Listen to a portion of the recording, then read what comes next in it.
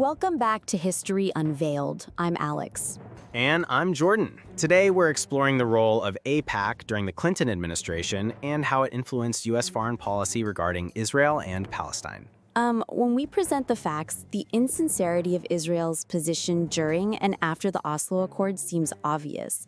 But for AIPAC, the process was seen as an existential threat to Israel. Wow, they fully subscribed to the Likud view that any withdrawal from occupied territories was tantamount to national suicide. In AIPAC's eyes, Clinton's involvement in this process made him potentially a pro-Palestinian president who needed to be reoriented back to traditional American support for Israel. Clinton's first year in office was hailed in the Middle East as a new opportunity for peace, but AIPAC viewed it ominously. They adopted a hostile attitude towards the 1992 Rabin government and its attempts to negotiate peace with Syria and the PLO. To win over the lobby, Clinton appointed Martin Indyk as his chief Middle East advisor. Indyk had a strong background with AIPAC, having served as executive director of the Washington Institute for Near East Policy. Wow, despite his pro-Israel credentials, Indyk's time in the White House transformed him into a more dovish figure. Today, he serves on the board of the New Israel Fund, which supports Palestinian civil rights, something AIPAC frequently targets as anti-Israel. AIPAC was particularly anxious about Secretary of State Warren Christopher, who favored liberal Zionism rather than AIPAC's right-wing politics. His previous service in the Carter administration made him a target for their criticism. Clinton's policy towards Iran in the mid-1990s aligned with both Israel's and AIPAC's agendas, allowing for some pleasant meetings. Clinton even announced sanctions on Iran at the World Jewish Congress in May 1995. AIPAC needed to assert its influence, and Clinton's address at their conference marked the first time a sitting president spoke to them. However, his speech emphasized support for Israeli Prime Minister Yitzhak Rabin, which did not sit well with AIPAC. Wow, Clinton expected support from AIPAC for his policies, including his conciliatory relationship with Russia. He praised Russia's disarmament efforts while adopting a tough stance on Iran.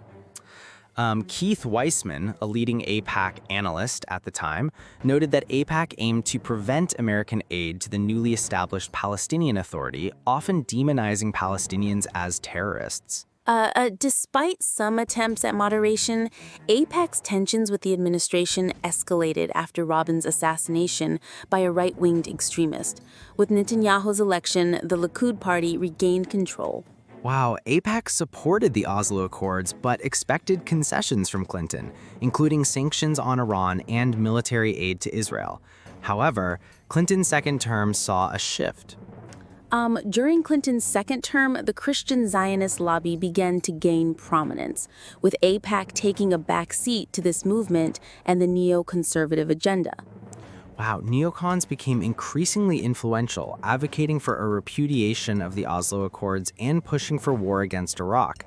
The Institute for Advanced Strategic and Political Studies even published a paper advocating for these ideas. The Clean Break paper, commissioned by Netanyahu, called for Israel to seek permanent annexation of the West Bank and Gaza Strip and to support regime change in Iraq.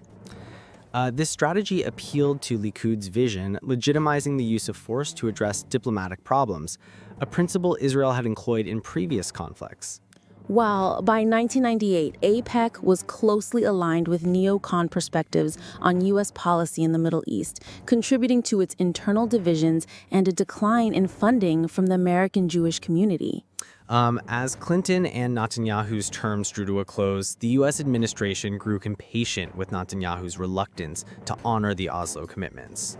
U.S. pressure led to the signing of the 1998 Wye River Memorandum, which aimed at redeployments of Israeli forces and cooperation between the Palestinian Authority and Israeli security.